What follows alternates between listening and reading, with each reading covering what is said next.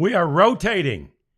We are rotating and rotating and rotating, and we are going to tell you what the Rangers' rotation looks like, not just ours, as we welcome you into the DLLS Rangers podcast.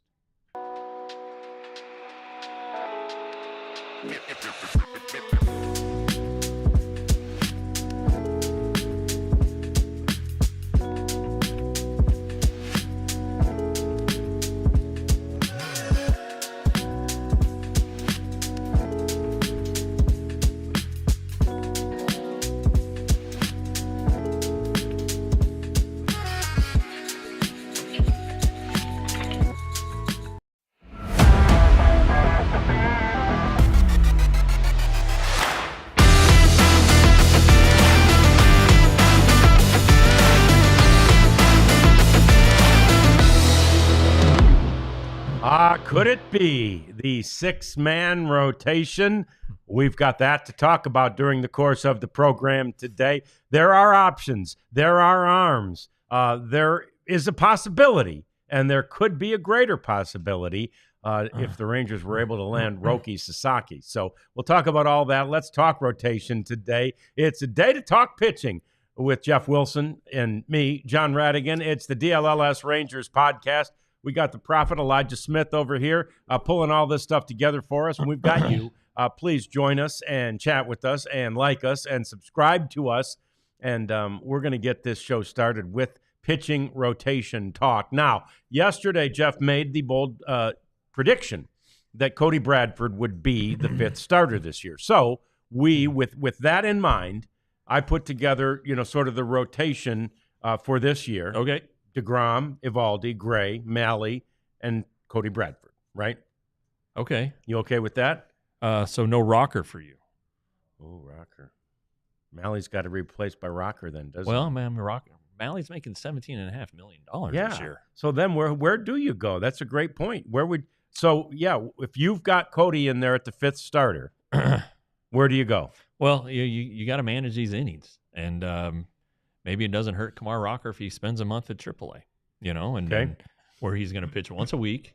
He can continue a gradual build-up from spring training. Now, I'm not saying that's going to happen, but, possibility. That's a possibility. When you think about those terms, I mean, those are all if you've got Cody Bradford in. Yeah. And for me, I think when I did the original rotation, when I had done one earlier, I had Rocker in and Bradford out. I was, deferring to your prediction from yesterday. All right, well, thank you. You're welcome. It doesn't mean it's going to happen, No. but I was deferring to it. And so, but anyway, to your point about managing those innings. So with those five guys, if you take a look at the innings, the average number of innings they've had in their career, you start with Jacob DeGrom. Jacob DeGrom, in an 11-year career, has averaged 124 innings pitched per year. Okay? Now, in 2017, DeGrom pitched 201 innings. Yeah. In 18, he pitched 217 innings. Right. And in 19, he pitched 204 innings. So, he's got 200 in him. Now, obviously hasn't done that since. He's been hurt since. He hasn't even come close to that since. And so you've got to figure he's good for no more than 120, right? That's what that's kind of what you think. I mean, he's done it before, so he does know how to do it. But he hasn't done it in 6 years, right? And in 2020 he was healthy. I think that's important to know. But there was no chance to pitch. It was the COVID, yeah. So he 68 innings. Then he came out the next year 92. That's his most in the last 5 seasons. Yeah. Exactly. And that, now that's in the big leagues. There's some minor league innings in there, probably on rehab assignments and whatnot. But still, it's you're not getting 180 out of him. No.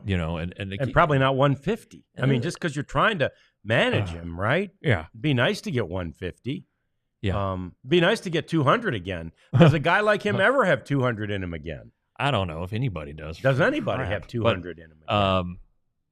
You hope he does. Maybe next season. Yeah, next when he's 26. when he's fully recovered. But keep in mind this is a big investment that the Rangers made, and they haven't gotten a lot out of it yet. Yeah. So they want to maximize what's left. 3 years, probably. Shoot, I don't know 100 and something, 110 million roughly left. So they're going to have to be careful with a lot of these guys. Yeah. And he's at the top of the list. Now, if he makes 25 starts and gives them 150 innings, they'll be doing cartwheels. Yep. And rightfully so. Yep. So anyway, but I mean, that's a big question mark. That's the thing. Nathan Eovaldi next. Okay. In my rundown, my rotation, 13 years, average 120.9 innings. Okay. Now, high water mark, 2014. We're talking 10 years ago, 11 years ago, 199.2. Didn't quite get 199 and 2/3. He couldn't get the one out to get to 200 innings that year. 2021, though, much more relevant, 182 and a third. Yeah. And then last year, 170 and 2/3. That's pretty good. Yeah. That's if you could get that from him, if you could get 150 from him, that brings the average up for these other guys who we're about to get to, who might not get to 120, right? Yeah. But you have to kind of figure you're averaging 120 for all these guys. Well, I mean, and you can add, let's say you add 10 to 20% off of their innings total from the previous year. So that's always kind of historically been the trademark with Rocker. It's a unique situation. You have to go all the way back probably to his last couple of years of college or his last year of college to figure out how what his max is. He I think he topped 100 innings a couple of times at Vanderbilt, but is he? Again, that was a while ago. That was at least 2 surgeries ago. The shoulder deal that's been downplayed by his agent, who's Scott Boras, and then Tommy John. There's no downplaying that. So if you get 100, are you happy? Right. A 120, are you happy? And these are different innings. These aren't just going through the minor leagues and the big strike zone in college and all of that stuff. This is the major leagues where every pitch. Jacob DeGrom said this last year. I don't recall what story I wrote, but he said every pitch now is stressful. Wow. Because the hitters have so much information on you that there's no more just floating in a 95 mile per hour fastball for strike one. A lot of times these guys are throwing sliders on strike one, off speed pitches on strike one, and it's a grind throughout the lineup. And he did, I believe, pitch with a pitcher hitting. So he's a few years ago, but there's no easy outs anymore was his point. And it's just stressful. 3 decks, for a rookie who's never been there before, get a couple guys on base, even somebody who seems as composed as Kumar Rocker, and then, what happens? So it'll be a different 100 innings or 120. What if they get 120? Okay, that might be a stretch. Right. And that's kind of where we're heading with this thing. But John Gray's next. Yeah. Average 10 years, 121. Right at it. Right. Yeah. And 172 is the high water mark. 172 and a third in 2018. He did have 157 and a third in 23. Yeah, and last year he just cleared 100, I think, right? Yes, he did. Yeah, because he dealt with various injuries. I don't think he's a concern. I think Gray, you don't have to worry about the innings thing with him. I mean, Mike Maddox's big thing is he always honors the off day. He tries not to, unless it's a playoff race or something like that. He doesn't skip guys. Everybody gets the rest. So John Gray will get the rest, and that'll have to be enough. But he's a guy who can definitely, you don't really have to worry about him. Here's a worry because in his 6 really good years in Cincinnati, Tyler Mahle averaged 98 innings a year. And so that that's low, right? Yeah, right. That's his good years. And it was 98 innings per year. And then Cody, is a work in progress, but he's at 2 years, 66 innings pitched is the average per year. But he's going to be he's a candidate for 120 easily. Yeah, I mean, if he's a starter, if he's the 5th starter from the beginning. it's with Malley, he has, done some, logged some innings though in some of those Twins years. Sure. He did a nice job.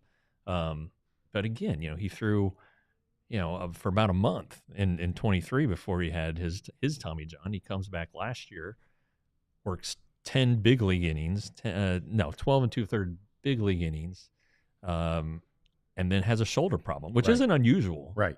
But they didn't even try to bring him back. No, they're like, let's just, we don't want to mess with it. Yeah, close the door on this one. Shut him down. Like with DeGrom and Rocker, he got his feet wet, so that's good. But yeah, again, that's a guy you gotta worry about. Yeah, and if you've got 5 guys who get 120 innings next season, okay, good, that's great. They all stayed healthy. They all got 120 innings. That's nice, right? Mm-hmm. Here's the problem: 162 times 9 is 1,458. 120 times 5 is 600. We're left with 858 innings that we have to make up for. 120 innings means your starting pitcher is averaging 4 innings per game. Okay? Yeah. So that means we got to rely on the bullpen for 5 innings per game. That's not, it's a recipe for disaster. It's not tenable. Obviously. Yeah. It's not. You can't. It's not going to happen that way. So that's where everything has to get creative. We're going to talk in the next segment about the possibility of a 6-man rotation. But I think the other thing, and it's the reason, Jeff, to finish up this point, it's the reason Chris Young says you can never have enough starting pitching. He believes that, and he's seen it, and these are exactly the reasons why. And the Rangers have, despite their success in 23, and really their success in 2010, and they run into a shortage of innings from their starters, and you can lose one and be okay, but you lose a couple, and it's probably going to happen that you might see a rotation that has 2 guys in it that didn't start the season.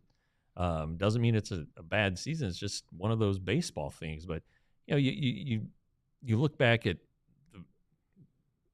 before the World Series team, the previous best Rangers team in history with the 2011 club. That team opened the season and finished the season with the same 5. How about that? They did not. No starters went on the injured list. Nobody missed a start. Matt right? Harrison missed a start because one. he had a kidney stone. Okay. And so you look at their inning totals. C.J. Wilson 223, Colby 200 1/3, Derek Holland 198, Harrison 185 2/3, and Alexi Gondo 169. Ogando, remember, had transitioned from being a reliever pitcher. Yeah. And if you want to vault forward a few seasons, 169 might have been too many innings because his health went pretty sharply downhill. Yeah. But the point is, and just doing the math quickly in my head, that's about 185 innings per guy. You're not going to get that this year. That's 900 innings. You're not going to get that out of anybody. Really, if you can get 900 innings out of your starters, if you can get 800. Right, but which is basically a little more than half. Yeah, this really just isn't going to happen with 5 guys. That's why you're going to have to see multi-inning relievers. You're going to have to see the guys in the minor leagues, who are going to be dropped into the rotation. Something I wrote about today at DLLS, and what we're going to talk about in the next segment. The 6-man rotation. I don't think they'll go a straight 6, but they'll have a bastardized version of it. Right. Yeah, that's interesting, and we're going to talk about that. We've got lots to talk about. You're also, later on in the program, going to hear from one of your favorite Rangers, or should I say former Rangers. That's coming up on the program, as is this 6-man rotation talk. We promised yesterday that we would do it. Now we're doing it on the DLLS Rangers podcast. 1925. That was the first year they played the East-West Shrine game. And that game has been the #1 all-star game for college football players ever since. Now this year, the 100th anniversary of the East-West Shrine game, is at Jerry World. It's right here in Arlington. So you need to go out there and see the future, basically. See who is the future. Guys who have played in this game, Doak Walker, Roger Staubach. I mean, there's so many great names of players who basically, if in the old days, for sure, if your team didn't make a bowl game and you were a great player, you were in the East-West Shrine game. And so go on out there and get yourself a ticket to the East-West Shrine game. Most recently, you had guys like the punter for the Cowboys, Brian Anger, played in this East-West Shrine game. So there's current players, there's former players. It's a great deal. We want you to avail yourself to the tickets to the East-West Shrine game at Jerry World. I always love those games because they'll exchange like helmet decals. Yeah, I always thought that was pretty cool growing up. Me too. It's still kind of cool now as a 50-year-old. I tell you what, it's a hell of a day outside. It's real nice. Fantastic. Good shacket weather, John. It is. Very sunny, and I'm sure you have your Shady Rays on you. Shady Rays, great, durable, affordable sunglasses, built to last. They're hard. It's real hard to break them. John's tried. He hasn't had any success. That's the good news. And they have such a great warranty policy that if you do break them, they're just going to send you a new pair. So to get 35% off polarized sunglasses, if you watch this show, go to that website, type in DLLS, 35% off. It's like they're just giving you sunglasses. It's a really good deal, and they're sharp, and it's always sunny here in DFW. That's right. Which I forgot to mention right off the top of the show. This show is henceforth known as the Shackett Brothers. Yeah. Because we both got the Shackets working today. How about this, huh? Shackets and Die Hard merch. Yeah, I mean, it's a perfect combination. And it's been noticed by some of the younger people here around the office. That's right. Old people have style too, John. That's right. I don't know that we would if it weren't for these younger people. I believe one of them turned me onto the Shacket, and Jeff saw it and said, I kind of like the Shacket too. And so here we go. My wife is... without saying it directly out of her mouth over the last 6 weeks or so, including my birthday and Christmas, told me that my wardrobe is not up to her standards. So again, she hasn't said it, but she said it with things that she's purchased for me. Yeah. Pretty clear indications. Yeah. So you'll be seeing it. Yeah, I like it. It's good. I'm getting a makeover, a little makeover. A little Jeff Wilson makeover, the J-Dub makeover. So, all right, we want to get to this six-man rotation talk because we teased it. We talked about it just a little bit yesterday. It's generally frowned upon here in the United States. And so let's first dive into that a little bit. Why? You're always going to go back to, well, pitchers are creatures of habit. Okay, fine. Start a six-man rotation at the beginning of the year. Yeah. And they can create a habit, right, that is every sixth day or, every fifth instead of every fourth or however you want to count them, Well, I still think that the market is the market for starting pitching is based on them pitching every fifth day. They're paying these guys so much money. To make starts, and you want to get as many starts out of them as you can. When the 4-man rotation went away, the 5-man rotation was blasphemy. 4-man rotation, you're talking guys getting about 40 starts a year. 5-man, 33, 34 is where you kind of max out. A 6-man rotation, it makes sense under certain circumstances, such as All About Sports Zone asks about Sasaki. If the Rangers get Sasaki, what do you do with him? He is from Japan, where they pitch once a week. The Angels did it with Ohtani. They basically went to a 6-man rotation his first year after coming over. So it's a heck of a deal. And as Coop said, yeah, minor leaguers pitch once a week. Yeah, so you're right. Because they always, the Monday's their off day now, right? Right. And the Rangers have in the past, like the guy who starts Tuesday will then pitch a couple innings in relief on Sunday just to get some work in. I don't think they did it as much last year, but they have done it in the past. But the point being that and until it's universally accepted and until the market adjusts for it, I think you're going to see a 5-man rotation. But that doesn't mean it can't be manipulated. Right. And it doesn't mean a team, in this case, the Rangers, can't use it. Yeah. Right? I mean, they can use, as the Angels did in the first year of Ohtani. Yeah, looking at the off days, and you really, really got to look at the schedule. If there's a series of off days or a stretch where they're going to have every Monday off for a month or something like that, then that affords itself to staying with 5. But then there are stretches, and this is part of what was in my story today. The Rangers have a stretch in April and May, end of April to like mid-May, where they play 26 games in 27 days. Yeah. All right. You're going to see a 5th starter there. A similar stretch occurs in August, not quite as long, but where you have 2 long stints before and after an off day. And so you'll see 5th starters at that, or a 6th starter there. So you'll see, that's why Jack Leiter made his major league debut last year in Detroit. The Rangers were in a stretch of like 18 straight games. And so they plopped him in Detroit just to give everybody else an extra blow. So things like that will occur this season. I think you might see more of it, though. Try to and trying to take advantage of like the All-Star break, before and after the All-Star break. Drop in a 6th starter coming in and out of, and that way these pitchers who you're going to lean on more heavily will get extra rest at the break. So a lot of ways to do it. But I don't think that a straight 6-man rotation will happen.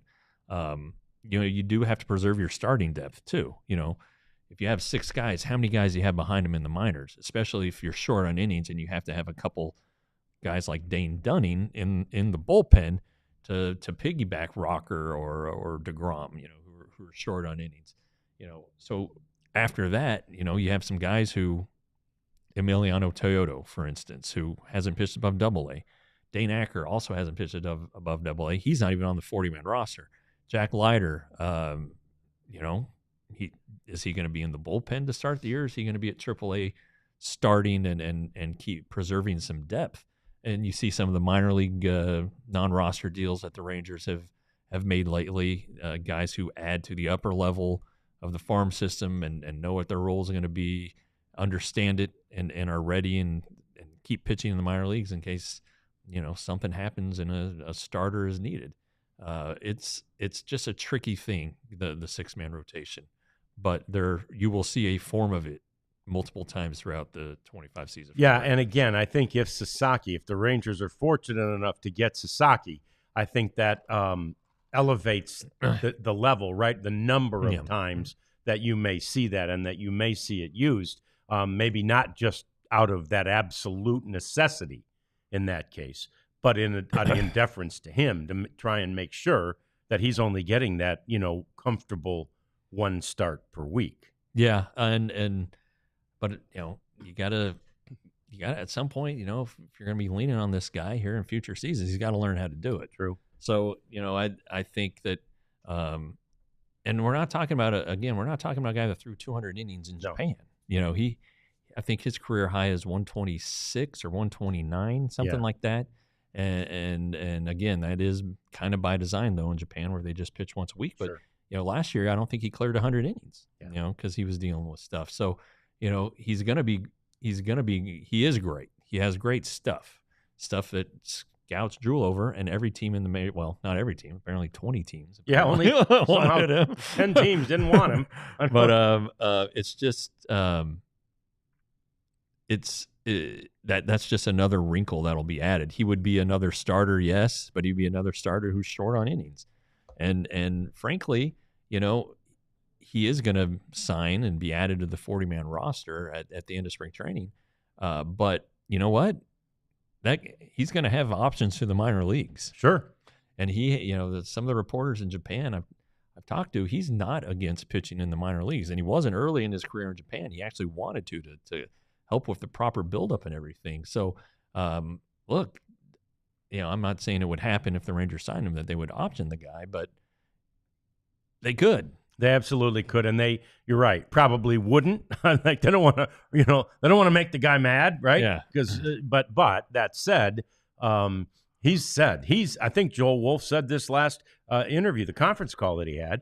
It's about pitching development. Yeah. Well, where do you develop? Right. You develop in the minor leagues. Yeah. Okay. So let's say here's the All-Star break example. All right, Sasaki's in your rotation. On the All-Star game is usually July. We'll just say it's July 16th. 18th, right? yeah. You option him to the minor leagues on July 9th, and you don't recall him until July 25th. He goes to the minor leagues and just plays catch for 2 weeks. Maybe throws a couple bullpen sessions, gets the rest, doesn't go on the injured list, though you could do that too.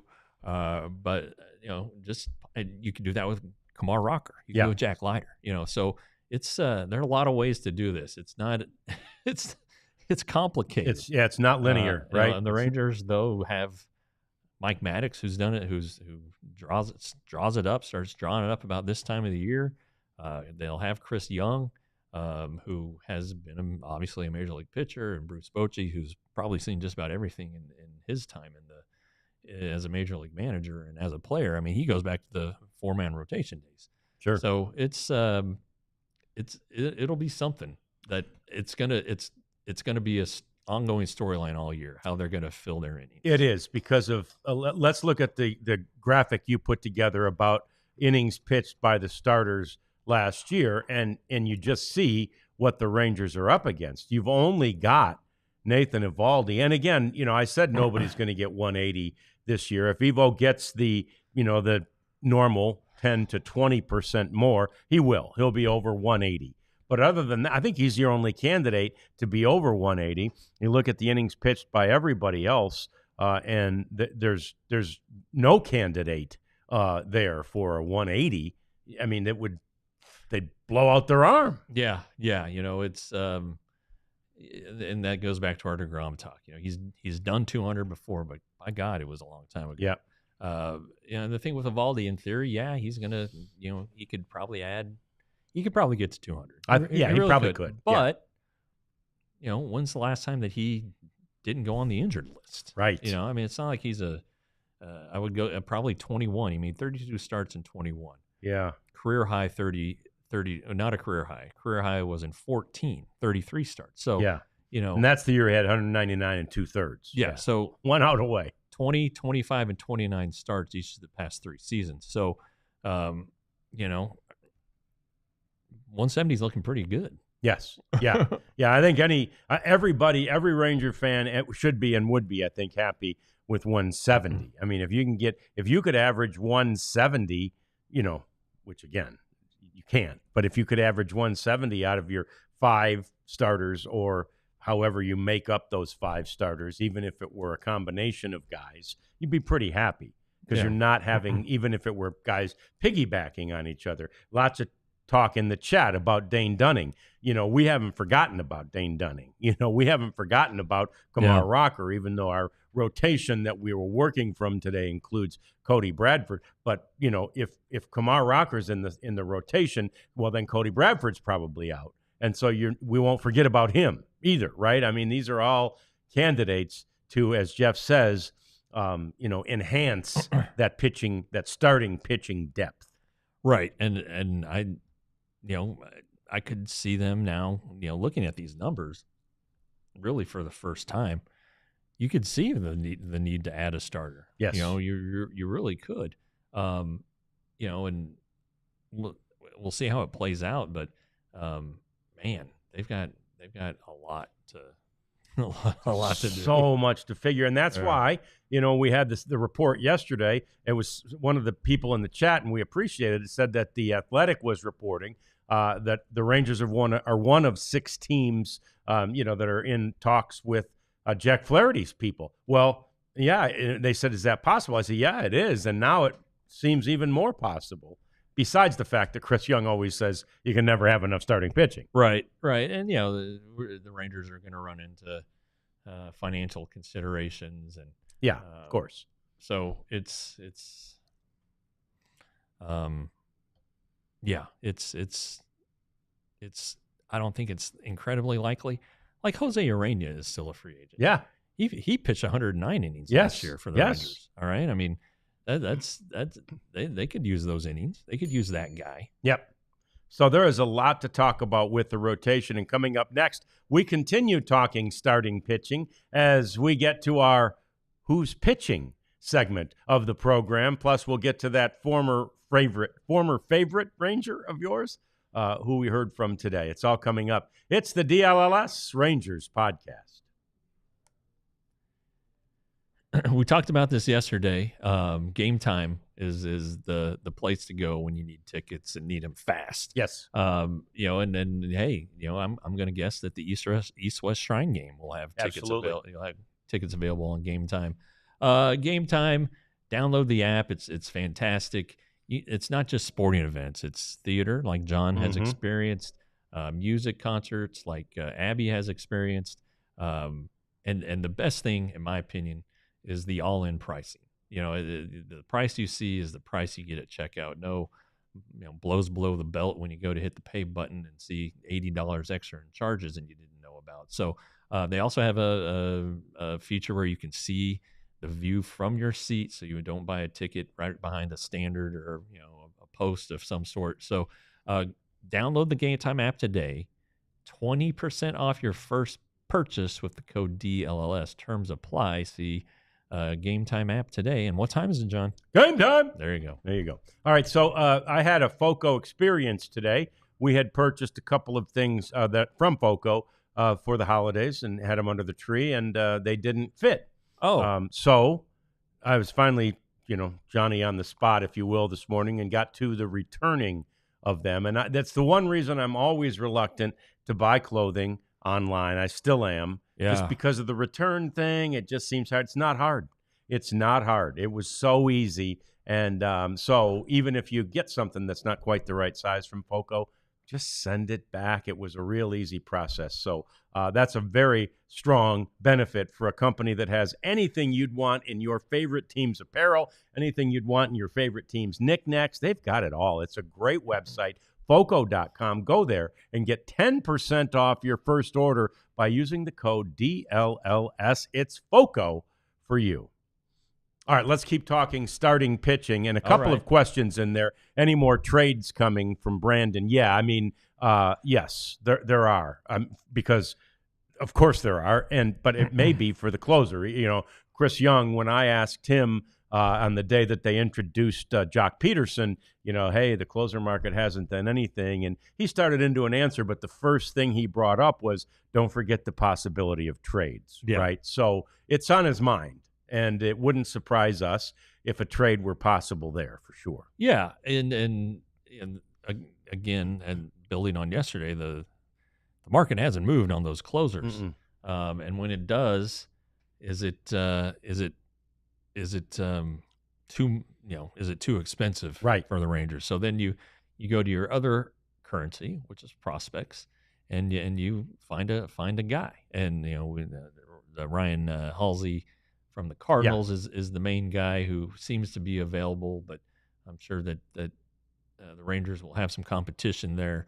But they have worked with the Cardinals recently on trades with, as we know, the Jordan Montgomery trade, and I think that they really like the Cardinals. Tommy Saggese and TK Roby, they had nice little seasons for him. Tommy Saggese, the infielder, ended up making his MLB debut. Such a good kid. They all are. Dang it! I mean, we had these guys a couple times each on the weekly show, and you get to know them. You hate to see them traded, but you're glad for them when they get the success. But anyway, the Cardinals have a familiarity with the Rangers system, so a deal could come together quickly if that's the way it goes. And then we got Justin, who's trading away the farm for Emmanuel Clase. Walcott, Leiter, Smith, and Tavares for Clase. Who says no? Well, I don't, because Clase does have so much left on his deal, and it's so club friendly, controllable. Yeah, I mean, it's just it really is a bargain. It's one of the best contracts in baseball. I don't know if the Guardians, I almost said the Indians. The Guardians would necessarily go for that one. I don't know that they want Leody Taveras or Josh Smith. Yeah. They seem to be pretty set, although they did just trade their second baseman. But I don't know. That seems a little high to me, honestly. And it might not be beyond that. It might not be enough for the Guardians. Yeah. A little high to you and not enough for them. So, But Clase would be a great pickup. And, It would. And yeah, you look at Walcott. He's just got superstar written all over him. So I don't know. That's a tough one. Yeah, that would be a tough one. Coop asks, or reminds us too, when we were talking about guys hitting their 120 innings pitched limit, you got to make sure you massage that to the point that they're not hitting that limit, and all of a sudden they're out of gas for the playoffs too. Yeah, well, that good problem to have, but that just hopefully they clinch early, clinch a playoff spot early, and can give those guys some downtime the last week or so. But you're right, but I think in the playoffs, they run on adrenaline a little bit and find a little extra to go out there, like in relievers, pitch 3 days in a row. Starters, like Jordan Montgomery in that championship series against the Houstons. He pitched. He started a couple games and then came in and gave him some very valuable Game 7 innings there, as the Rangers were trying to pull away behind Max Scherzer. Montgomery came in and got some big outs. I think he owned Yordan Alvarez in that series. Nobody else did, but Jordan Montgomery had some pretty good success against Alvarez. All hands on deck in those situations, and there is absolutely that adrenaline thing too that probably would help and change who a pitcher is or how he feels if they do make it to the playoffs. But you certainly don't want to rely on that. So it's a good point, Coop. Now pitching for the Rangers is John Gray, as we continue our segments on sort of the guys that are in the starting rotation. We mentioned it. Gray is just, he's averaged 121 innings throughout an 11-year big league or 10-year big league career. 121 exactly. The crazy thing about John is that they're not arm injuries. Yeah, that's true. This last one was a foot that ended a season. He had to have foot surgery for a nerve issue there. He had the knee injury in his first season with the Rangers. He just doesn't hurt his arm. So that's weird. Now that maybe he's due for one of those. You hope not, but if he can figure out a way to keep the rest of his body healthy, he can be a guy that can be relied upon. I really think John's capable of 150 to 170 innings, even though he only threw 102 last season. He's an interesting guy because his slider is so good, and he does throw in the mid to upper 90s. The third pitch, the changeup, he keeps throwing it. I don't know if it's a great one. A couple of years ago, he had tried to change his slider a little bit, and it didn't go well. It wasn't great, but it wasn't as good as his old slider, so he went back to that. And it's the fastball slider thing that keeps people thinking bullpen. And both Chris Young and Bruce Bochy during the winter meetings pretty much said, no, that's not happening. No, we need him in the rotation. And judging by our numbers, they sure the heck do. Yeah. But gosh, $14 million is what he's making. What if the closer range is $17 million? Do you go, all right, we have some value if we use him as closer. Now, I don't think he wants to do it. That's the thing, especially in a walk year. Yeah, you've got to talk him into it, and like to your point, it's his last year of his contract too. So I don't think that this is something that's probably going to happen. But it'd be lovely to see him just stay healthy. I remember when the Rangers first got him, and we were talking to former Rangers shortstop and now announcer, broadcaster for the Colorado Rockies, where he came from, Jeff Hewson. And Jeff said, you're going to love his stuff and you're going to hate his health. I mean, So these problems had plagued John prior to even arriving here. But you're right about the arm thing, because in spite of it all, he still says, I got a rubber arm. Right. I'm not worried about my arm. Yeah. He just keep throwing. He can keep throwing hard. He can. And it was in the postseason last 23 when it really was like, holy crap, we could use this guy, because he pitched well in, I think it was game 1 or 2. Then they had the off day. Then he came in behind Scherzer after Scherzer was hurt.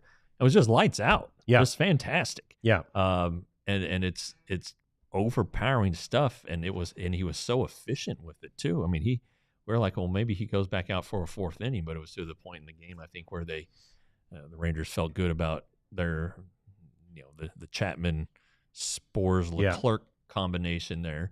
But my gosh, there is a career there for him if he wants it. Yes. He really is. This is not as much money. But you never know that until you try it, but he is getting a little older. He's not old by any means. He pitched in college, so there were a lot of innings there.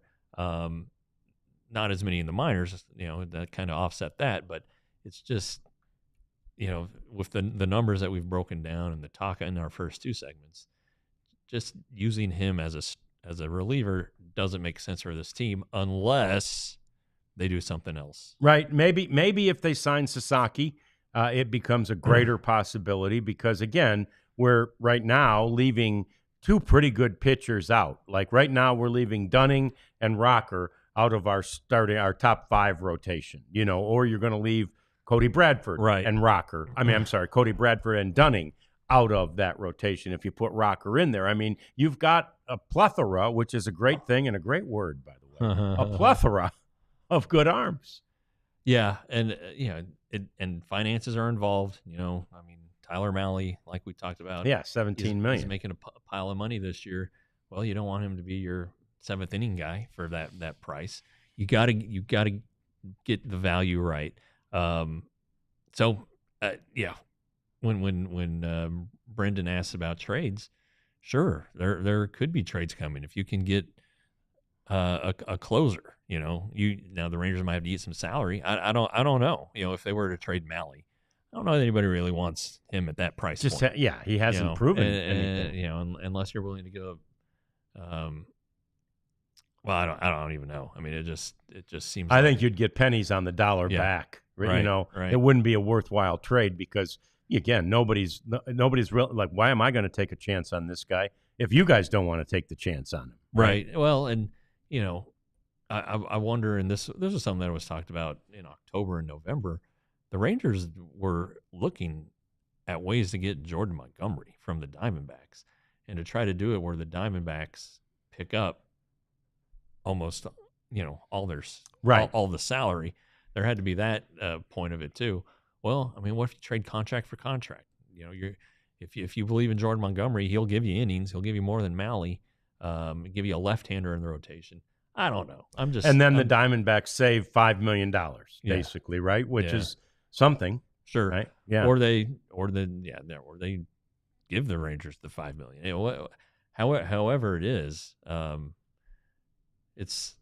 It's a good point because the Rangers don't want to. We're throwing stuff on the wall right now, and I'm sure the Rangers have done that too. Kyle asks, let's say things go really south with the Rangers, and the Rangers run low on starting pitching. Who are a couple of names in the system that could come up and make their debut this season? Well, Teodo, one. I really like Dane Acker. I think he's a guy who has the stuff. And only a few years ago, the Rangers just couldn't stop talking about this guy and how good he was, all the stuff and everything. So I think that's a possibility too. I don't think Alejandro Rosario, unless he just dominates Double-A, is ready. Somebody asked yesterday, and I meant to get to it, and I forgot. What's the update on Brock Porter? It was Benny. Benny's not on the show today, but he is in. Right now it's kind of a dark period for clubs, so they can't talk to their minor leaguers right now. But he is throwing at a facility, I'm presuming in Michigan, where he's from, but I don't know that. And there's been some 95s and 96s, which is encouraging because the velocity really dropped off last year. He got engaged, so maybe that helps him on the. He's got something settled there, and I just think that last year, he had started. The Rangers had asked him to make some mechanical adjustments. They didn't take during spring training, so he goes to Hickory. And it's just awful for 2 starts. And it's so bad that they're like, all right, we're pulling the plug now. So he goes to Arizona, healthy, perfectly healthy, and starts over basically. Wow. And it got to the point he did pitch in the complex league, and you thought, okay, maybe this means he goes back out to affiliate, but it never happened. So Obviously, there was still some work to be done there, but the Rangers still. He just had a bad year. He had a bad year at a time when some other guys really, like Rosario, really took off. So it doesn't look as good, but this was a first round guy that the Rangers got in the 4th round. Yes, yeah. He's still pretty young. He was an older high school player, but I think he's going to be 21 this year. So it's not like he's 25 or anything. There's still plenty of time and a lot of talent there, and sometimes these things happen. My nephew faced him in high school. Oh, really? Yeah. Said they had. I think it might have been a playoff game. My nephew's team was pretty good. They had a bunch of former Detroit Tigers kids on his team and stuff. So they had a pretty good team. And he's like, nobody could touch him. I mean, I think he shut him out. He was throwing 100. Right. He was throwing 100 in high school. Yeah. Unbelievable. And we're getting the double bell. Look out. We got the prophet angry. We got the double bell. We got more coming up. We got to clean up. We'll let Jeff get to his thought, too, because we like to do that. And we'll continue to chat with you guys if we can. But we've got a lot to do in the cleanup segment coming next on the DLLS Rangers podcast. So a huge part, really, of the shacket is this. And that really... That's one of the main reasons I first bought a Deadgum Shacket. Oh, yeah? Because I'm like, well, if you wear the pull, I wear a lot of quarter zips, you know. But if you wear the quarter zip, you don't really get to show off your diehard or your various, I like that one. Yeah, this is just the DLLS. Yeah, DLS with a little skyline on it. So great merchandise, and you can show it off. Today's not even chilly, but you can show it off on a chilly day.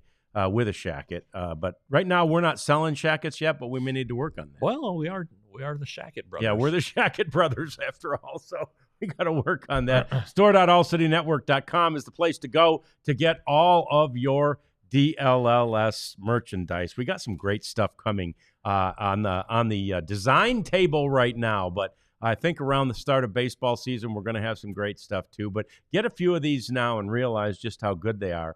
And then you'll be snapping them off the shelves when we get some really cool stuff coming at baseball season. Store.allcitynetwork.com for the merchandise. Yeah, and if you become a diehard member, you get a free shirt. And these shirts are valued at, I think, $35. The diehard membership is $80. So do the math, and you're getting this for really you're getting it for about $5 a month. Less than $5 a month if you want to look at it that way. Sure. So if you're a diehard member, you get access to everything that goes behind the paywall, which is a lot of our stuff, being honest, and as it is everywhere these days. But it's not just Ranger stuff you're getting access to. Cowboys, Stars, Mavs. You get access to their stuff from great seasoned writers. So it's totally worth it, and it's much cheaper than anywhere else. So go to alldls.com and become a diehard today. So cleanup segment, we always do a Sasaki saga update, and the only update, because we talked about him a bit when we were talking rotation. The update, though, we saw on the Twitter machine today that our buddy CJ Nitkowski, who does a radio show on the MLB Network, Loud Outs, by the way, is the name of CJ's show, and it's very good. But anyway, CJ says that it's likely he'll go to the Rangers. He mentioned the Padres and the Dodgers too, but CJ feels like the landing spot is the Rangers. And look, CJ's plugged in. He's a former player, played for a whole bunch of teams. Played in Japan. Yeah. So I like, when I hear that from CJ, and that reminds me too.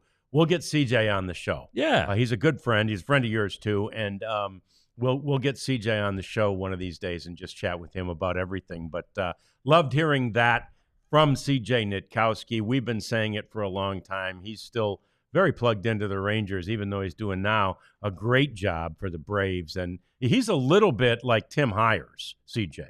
He always lived, his off-season home is just always from New York somewhere, but his off-season home has always been Atlanta. So when he was working here, he never had a home game. Right. And except maybe those he three every once in a while. He was always going to the airport. Yeah, he was always flying. So happy for CJ that he's now on the Braves broadcast. And and miss him. I mean, I thought CJ did a great job here, but he thinks maybe this is the landing spot for Sasaki. That is your Sasaki update. That's a pretty good one. Yeah, I like that. A little encouragement. A little encouragement at this point. Somebody asked him. Owen White, Rarities was asking. I know you had. Is that in our list here? We got to get it. Is, and it was in the deal today that I wrote, the morning rundown. Yes, Owen White has not been picked up yet. He was DFA'd along with Sam Huff before Christmas and New Year's. MLB freezes its transactions for a few days during those holiday periods. So, Owen, expect resolution soon. It may be this weekend. I texted Sam Huff right after Christmas because he was nice enough to send me a Merry Christmas text, and checked in on him. He said he hadn't heard anything yet. It had only been a few days. So they're still out there, and so they're available for trade. And I wouldn't be surprised if both of those guys have interests. And I mean, Grant Anderson, who there's a question about him, was traded yesterday because he had been DFA'd, and the Rangers got a reliever back. Well, he's a starter. Mason Molina, he was a 7th-round pick this year by the Brewers, or last year from the Brewers. It's 2025 now, John. Yeah. And he was a starter at Arkansas, but before he was a starter at Arkansas, he started at Texas Tech. So this guy has pitched in some big situations. Probably knows one or both of the Young brothers, and we'll see what happens. He's got 2 breaking balls. Changeup is his best pitch, so he's probably decent against right-handers. But a college guy, debuted last year at Carolina. I believe are they the Mud Hens? No, that's Toledo. No, it's Toledo. Yeah, there's something. They're Carolina somethings. Anyway, I wouldn't expect him in the majors this year, but a high A assignment to start. I believe he's been placed on the high A roster, which will be in Hub City or Spartanburg, South Carolina, and the Hub City Spartanburgers is the name of the team. The Spartanburgers. Yeah. Hickory is now low A. I'll have to look up what a Spartanburger is. I guess. Is it a Jake Burger? Maybe it's got I think it's grilled onions on it. A resident of Spartanburg. Yeah, I guess so. I don't know. But anyway, they have a pretty cool hat that I'm going to have to get, though. Okay. Yeah. All right. I like that. So that's one. Another one, the winter caravan is nigh upon us. Oh, yeah. And that's a very fun time of the year because you get to see the Rangers. And I don't think there's many details on this. Did we get that, Prophet, that little graphic for that the Rangers sent out about the winter caravan? It starts on the 9th, which is next Thursday. And then it goes until the end of the month, the 29th. And they go all around. They go to East Texas. They go, down. I think they go as far south as San Antonio. I've been on the caravan in years past as part of the broadcast, and it's really fun for the fans. They line up. You go to an academy. I think academies are. They're doing it at Kroger now. Kroger, okay. Yeah. So Kroger's a big sponsor. You go to the Kroger, and you line up, and you can get autographs, and you can see them, and there's meet and greets, and the guys are just in a really good, fun, playful mood. And you really realize, just human beings, man. They're just guys out there doing their thing, talking to you at a Kroger. So the 9th is where it starts, and I know there's one coming up very soon at the Round Rock Field. I saw that on Twitter today. Yeah, Round Rock. They'll do Frisco as well. Yeah, Round Rock is January 23rd. I've got it right here. Oh, good. When's Frisco? Frisco is the 25th. So the group going to Round Rock for the Round Rock Express Happy Hour, which totally fits Round Rock if you know anything about their group. Dane Dunning, Jacob Latz, Mark Church, Matt Hicks, Mike Maddox, and TBA. And then Saturday, 25th at Frisco, Dane Dunning, Mark Church, Cody Bradford, Josh Sports, Josh Smith, and again, TBA. These are pretty cool events at the ballparks. They're all fan friendly, but you're actually at a ballpark instead of in the produce aisle or something. Waiting to get an autograph. The bad part is you can't get a turkey right at the ballpark, but you can. Yeah, it seems very appropriate. And yeah, I've been to a couple of those particularly at Frisco, and they're fun. They're fun for the fans. So anyway, Caravan is nigh upon us, and that's a really cool thing. All right, let's get to this moment where we want to hear from one of our favorite former Rangers, Nathaniel Lowe, on, I think it was this morning on the MLB Network. Bringing Nathaniel right now. Like I just said, man, listen, you've had an impressive career. Obviously, the highlight was that World Series title, but I want to go back to December 22nd, just a few weeks ago. What was your reaction when you found out you were traded? Yeah, it was wild. When I saw Paul Goldschmidt sign in New York, I was like, okay, maybe I'm not going to get moved, because I didn't want to, but I started checking Twitter a little bit. And then I had actually told my wife, now that they're buttoned up there and Naylor moves from Cleveland to Arizona, like, maybe we won't get moved. And sure enough, CY calls me while I'm on a hunting trip in Kansas and is like, thanks for everything, and you're heading to Washington. So yeah, couldn't be happier. We're excited for a new opportunity. And Nathaniel, don't hold the CY thing against me and Chris Young. I had nothing to do with that, man. But it's interesting that you were thinking about it, maybe because you had gone through it before. It was not too long ago you were traded from Tampa to Texas, also in December, but you were at a very different point in your career to where you were just trying to get everyday at-bats. Now you're going over to Washington with the World Series championship, so much experience. What are you looking forward to taking over there with you?